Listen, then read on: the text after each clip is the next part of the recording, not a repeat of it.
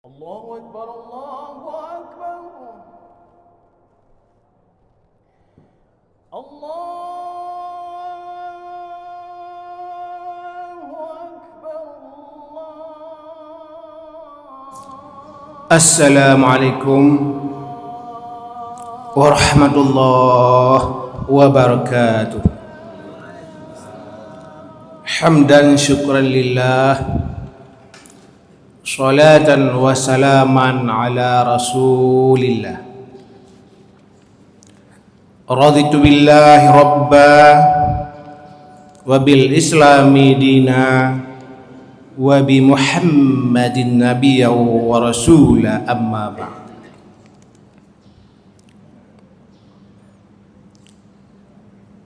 Kaum muslimin dan muslimat,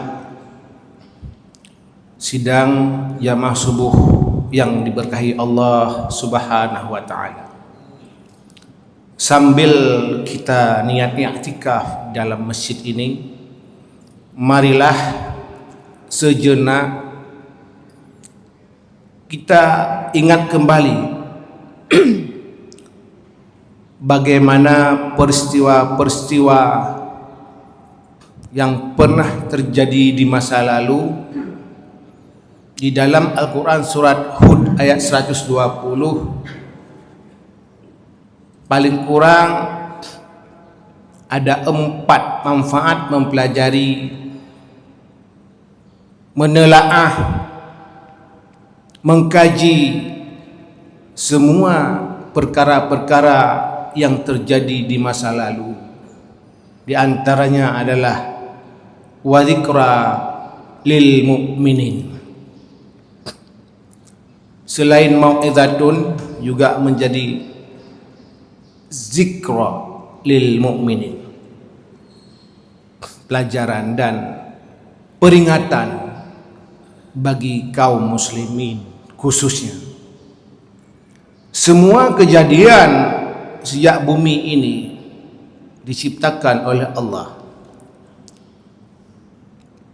ini akan berulang, karena sejarah akan terus berulang di waktu yang berbeda dengan manusia yang tidak sama. Kejadian demi kejadian masa kini dan yang akan datang ini semuanya sudah terrekod, sudah dijelaskan, sudah diterangkan oleh Allah Subhanahu wa taala di dalam Al-Qur'an. Pada subuh yang berbahagia ini, kita akan melihat lanjutan pelajaran kita subuh yang lalu.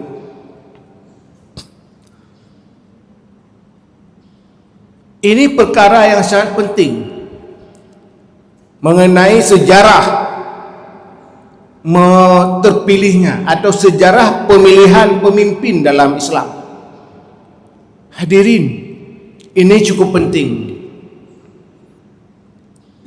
Islam telah menggariskan bagaimana proses pemilihan pemimpin, baik pemimpin paling tinggi, kalau dalam Islam dikenal dengan khalifah,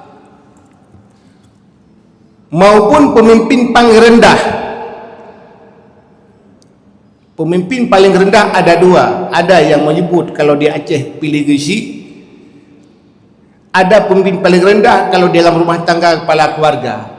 Memilih pasangan hidup saja, memilih suami saja, yang harus pilih-pilih, harus selektif betul. Apalagi memilih pemimpin besar, kepala negara, gubernur, bupati, wali kota, juga memilih kesyik atau kepala desa.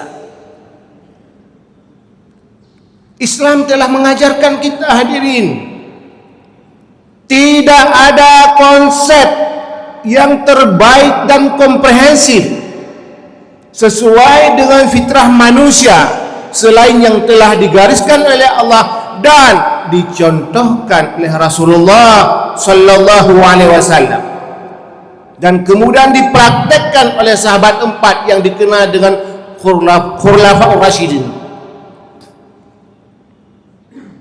Di sana Bapak Ibu sekalian semuanya sudah cukup terang. Pakan gutanya uranya. Tajuk bukan konsep pemilihan dalam Islam. Kenapa kita sebagai mukmin yang kita yakini agama yang paling hak, agama yang paling benar adalah Islam, tetapi masih banyak orang Islam yang memilih konsep memilih pemimpin di luar yang diterangkan, dijelaskan, diajarkan oleh Allah, Rasulullah dan sahabat Khulafaur Rasyidin. Kita banyak mencontohkan pemilihan ala zaman Yunani, katanya demokratis, sistem demokrasi. Sesungguhnya Bapak Ibu sekalian, di zaman Yunani juga, zaman Yunani kuno yang kemudian dicontohkan, diadopsi di negara-negara modern ini, sebenarnya tidak juga demokrasi kebelakbelasan, bukan demokrasi sebagaimana kita praktekkan sekarang. Bapak Ibu, zaman Yunani kuno itu, terutama pada masa Sokrates, masa Plato, masa Aristoteles, lebih kurang 300 hingga 500 sebelum Masehi, tidak ada wanita di sana dilibatkan untuk memilih pemimpin mereka. Tidak ada kaum proletar, kalau istilah mereka, orang-orang miskin tidak dilibatkan. Hanya orang-orang pintar yang dilibatkan, kalau istilah Plato, kaum wisdom, kaum yang bijaksana. Tapi sekarang, asal sudah umur 17 tahun, atau dalam Undang-Undang Nomor 7 Tahun 2017 tentang pemilihan umum, 17 tahun atau sudah menikah atau pernah menikah.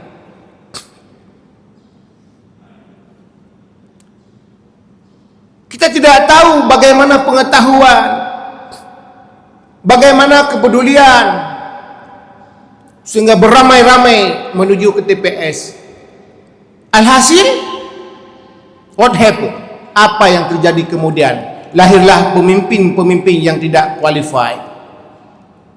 Ketika pemimpin tidak qualified, maka tentu kebijakannya akan merugikan masyarakat, merugikan agama. Oleh karena itu hadirin sidang jamaah subuh, pendengar radio Baitur Rahman, Radio Republik Indonesia, dan Radio Serambi FM, dan radio-radio lainnya, kita melihat bagaimana praktek memilih pemimpin di dalam Islam sesungguhnya. Kita hanya melihat dari sisi historisnya, dari sisi sejarah. Mungkin para pakar hukum lain, pakar fikih, pakar politik dan sebagainya melihat dari sisi lain. Kami hanya melihat dari sisi sejarah, bagaimana ketika Rasulullah SAW wafat pada tahun 11 Hijriah atau tahun 632 Masehi. Kalau orang ahli sejarah menyebut sekitar 8 Juni 632 Masehi Rasulullah wafat. Coba perhatikan, ada hal yang cukup menarik terjadi di dalam Isa. Menguburkan jenazah itu adalah salah satu yang harus segera dilakukan. Tetapi Rasulullah SAW ketika wafat di hari Senin, bukan hari Senin dikuburkan hadirin sekalian, tapi esok harinya, bahkan malam Rabu. Kenapa sampai lebih 1 hari? Ternyata petinggi negara, kalau orang lain menyebut sahabat pada saat itu, Kalau saya lebih melihat kepada petinggi negara, kabinet negara Madinah pada saat itu sibuk mencari pengganti Rasulullah sallallahu alaihi wasallam. Karena masalah kepemimpinan bukan masalah sepele. Menunda menguburkan jenazah saya dibolehkan sambil menunggu, melihat, menanti, memilih pemimpin yang akan meneruskan estafet kepemimpinan. Karena bahaya sekali apabila satu hari saja tidak ada pemimpin, maka bisa saja negara tersebut akan chaos. Oleh karena itu, bagaimana pada saat itu kaum Muhajirin dan kaum Ansar masing-masing mereka menunjukkan tokoh-tokoh terbaik mereka yang termasuk di dalam ada satu lembaga, walaupun banyak orang barat orientalis gak mau menyebutkan, seolah-olah di dalam Islam ini tidak lengkap sistemnya, sementara Nabi uswatun hasanah, semua sudah ada pada Nabi pada masa Rasulullah SAW. Ini kita kadang terkecoh dengan berbagai literatur yang ditulis oleh orang-orang anti-Islam. Yang anehnya masih banyak juga orang-orang Islam, peneliti Islam yang enggan kul hakka walakana murad. Padahal kabinet sahabat 4 itu termasuk mereka adalah ahlu halli wal aqdi. Kalau bahasa sekarang DPR atau MPR. Ahlu halli wal aqdi pada masa dulu, ibu sekalian, tidak seperti DPR sekarang. Berangkat saja tak saya kamu 17 tahun atau sudah pernah menikah. Kualifikasi untuk menjadi anggota ahlu halli wal aqdi pada masa Rasulullah, pada masa sahabat, itu setara kalau kepala negara berhalangan, kepala negara meninggal, dia bisa melanjutkan, dia cukup syarat untuk dilantik, diangkat sebagai pemimpin. Akhirnya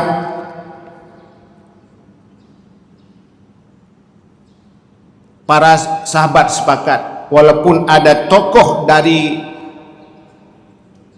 kaum Ansar yang menginginkan dari pihak mereka agar diangkat pengganti Rasulullah. Kemudian kemudian Umar bin Khattab,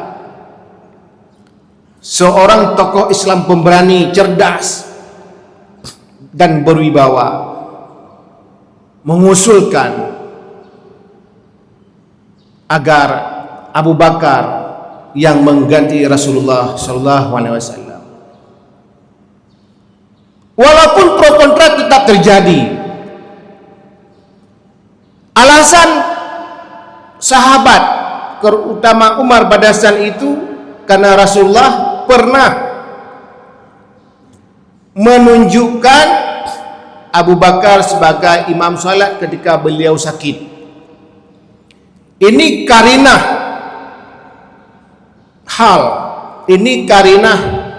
hal yang menunjukkan bahwa Abu Bakar dari 4 sahabat besar itu adalah paling senior. Maka akhirnya disetujui, kecuali satu orang tokoh besar Islam, satu orang tokoh ahlu halli wal aqdi yang paling berpengaruh yang tidak hadir pada saat itu, yaitu Sayyidina Ali. Karena Sayyidina Ali sedang berada di rumah, sedang berada mempersiapkan proses pemandian, pengkafanan dan pensolatan Rasulullah SAW. Semua hadir, apakah itu Utsman, kemudian Abu Bakar, Umar, dan beberapa tokoh senior lainnya. Bapak Ibu sekalian, Yang kemudian para sahabat ahlu hadis wal aqdi sepakat, akhirnya Abu Bakar pengganti Rasulullah sallallahu alaihi wasallam. Coba kita perhatikan kualifikasi apa yang ada pada Rasulullah dan kualifikasi apa yang ada pada Abu Bakar. Yang pertama, perhatikan usia Abu Bakar pada saat diangkat sebagai khalifah itu 61 tahun. Ada yang berpendapat 62 tahun. Dan hadirin sekalian, semua sahabat empat ini, Khulafaur Rasyidin ini diangkat sebagai khalifah, tidak ada usianya di bawah 40 tahun. Semuanya di atas 40 tahun.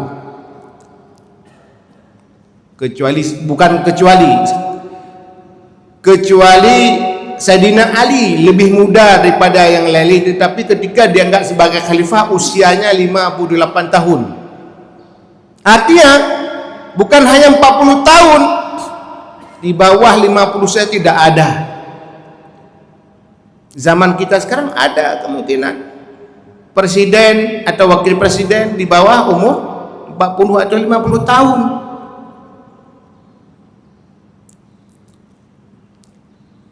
Pada saat itu ketika Abu Bakar dilantik, Abu Bakar tidak euforia. Abu Bakar tidak seperti pemimpin-pemimpin kita, lebih lantik, kanduri raya bersenang-senang, koh kameng, koh lumong. Tapi tidak pada masa sahabat sallallahu. Kemudian bagaimana proses pemilihan selanjutnya? 4 contoh ini menjadi pelajaran paling berharga bagi kita dalam memilih pemimpin. Setelah Abu Bakar lebih kurang 2 tahun memimpin, terpilihlah Umar, dan Umar ini adalah ditunjuk oleh Abu Bakar. Artinya apa? Seorang kepala negara, seorang pemimpin, ketika suksesi dapat menunjuk penggantinya selama penggantinya memiliki kualifikasi, memiliki syarat-syarat yang cukup ketat. Keempat sahabat ini yang dilantik menjadi khalifah, menjadi pemimpin, tidak pernah berbuat dosa besar, tidak pernah berbuat dosa. Ini artinya salah satu syarat untuk menjadi pemimpin adalah tidak pernah berbuat dosa, atau dalam bahasa undang-undang sekarang dikenal tidak pernah melakukan perbuatan tercela.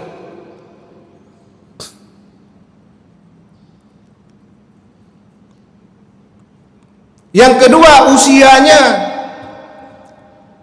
tidak ada di bawah 40 tahun.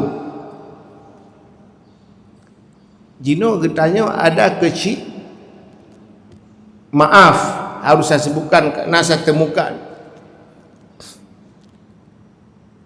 di bawah 25 tahun dia terpilih karena banyak duit, karena dia toki sabu.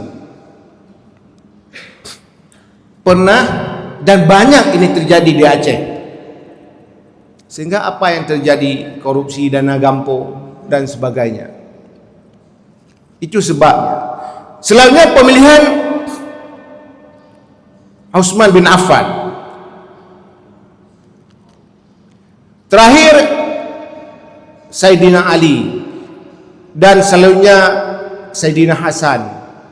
Tapi pakar sejarah atau politik Islam sepakat yang menjadi role model pemilihan pemimpin dalam Islam ada 4. Yang terakhir itu Umar misalnya, ketika mengganti Umar, kemudian ada Utsman bin Affan. Ada 6 orang tokoh senior, ada 6 orang ahlu hadis wal aqdi, atau ahli syura yang bermusyawarah, yang kemudian Utsman terpilih sebagai kepala negara Madinah pada saat itu.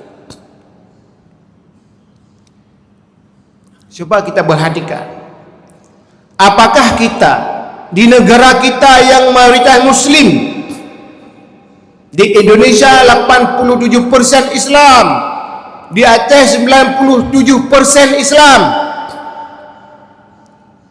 Yang anehnya, luput kita di dalam Undang-Undang 11 2006 UPA. Seharusnya salah satu keistimewaan Aceh tidak memilih pemimpin secara demokratis. Sejak negara Aceh terbentuk 1205 Masehi sampai Sultan Aceh yang terakhir, Sultan Muhammad Daud Shah, tidak ada memilih pemimpin one man one vote, satu orang satu suara. Seharusnya di Aceh juga demikian, karena salah satu syarat membuat undang-undang ada namanya pertimbangan historis. Sejarah dapat diadopsi. Di Aceh pernah pemimpin Aceh itu dipilih oleh kaum-kaum yang bakau-bakau, oleh orang-orang hebat. Orang-orang hebat dalam pemilih pemimpin, pasti orang hebat ini akan memilih pemimpin yang lebih hebat.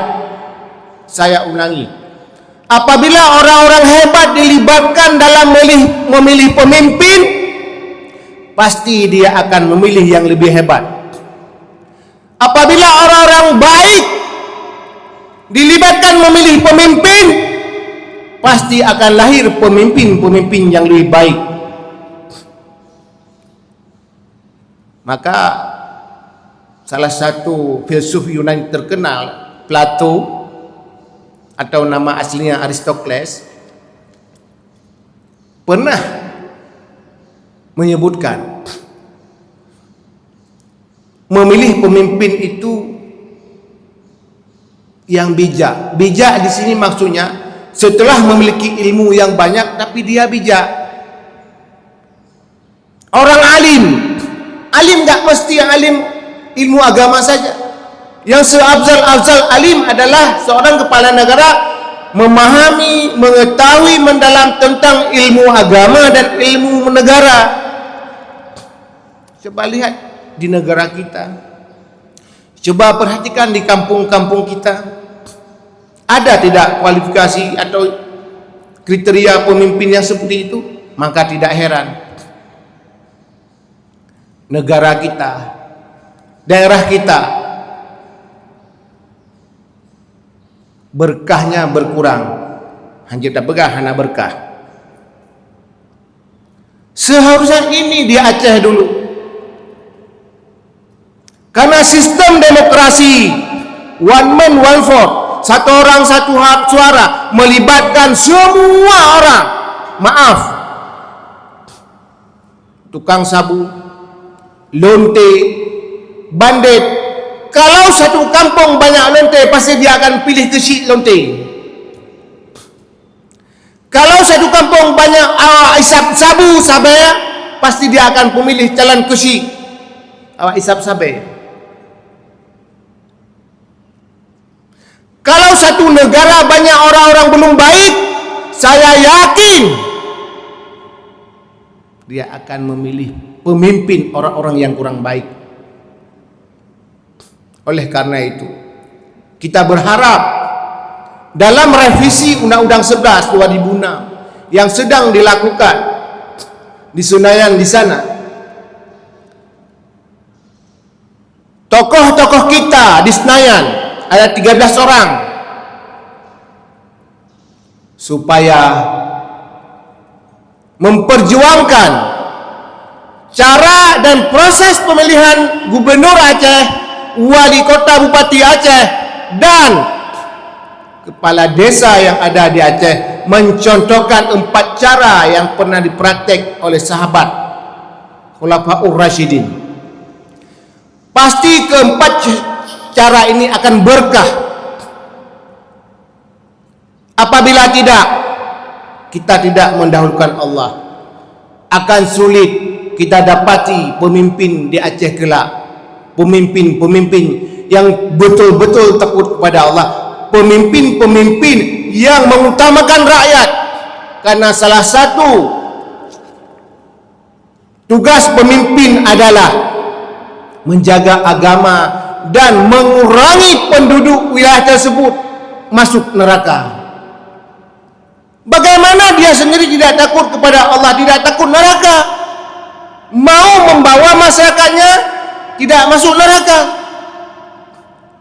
Oleh karena itu, kita di Aceh tidak bertentangan dengan konstitusi, dengan Undang-Undang Dasar Republik Indonesia. Apabila di Aceh dalam pemilihan pemimpin di semua tingkatan gubernur sampai ke Kesyik mencontohkan proses pemilihan yang pernah terjadi di zaman Khulafaur Rasyidin. Hadirin sidang jamaah subuh yang berbahagia, 3 kesimpulan besar pengajian kita subuh ini. Yang pertama, tidak ada pemilihan pemimpin dalam Islam secara demokratis, one man one vote. Kedua, memilih pemimpin di dalam Islam wajib secara syar'i dan secara logik. Ketiga, pemimpin dalam Islam bertujuan menjaga agama demi kebaikan dunia dan akhirat. Demikian, semoga bermanfaat. Hadanallahu wa iyyakum ajma'in. Wassalamualaikum warahmatullahi wabarakatuh. برحمتك يا أرحم الراحمين. اللهم انصر إخواننا المسلمين المستضعفين في فلسطين. اللهم انصرهم على أعدائهم. اللهم انصرهم نصرا عزيزا. اللهم أعز الإسلام والمسلمين وأهلك الكفرة والمشركين ودمر أعداءك أعداء الدين واجمع كلمة المسلمين على الحق يا رب العالمين. ربنا آتنا في الدنيا حسنة وفي الآخرة حسنة وقنا عذاب النار. وصلى الله على سيدنا محمد وعلى آله وصحبه وبارك وسلم والحمد لله رب العالمين. الفاتحة. ورحمة الله. أعوذ بالله من الشيطان الرجيم. بسم الله الرحمن الرحيم. الحمد لله رب العالمين الرحمن الرحيم مالك يوم الدين. إياك نعبد وإياك نستعين. اهدنا الصراط المستقيم صراط الذين أنعمت عليهم غير المغضوب عليهم ولا الضالين. Terima kasih Gibraltar. يا رب Gibraltar. العالمين. Terima kasih. صلى الله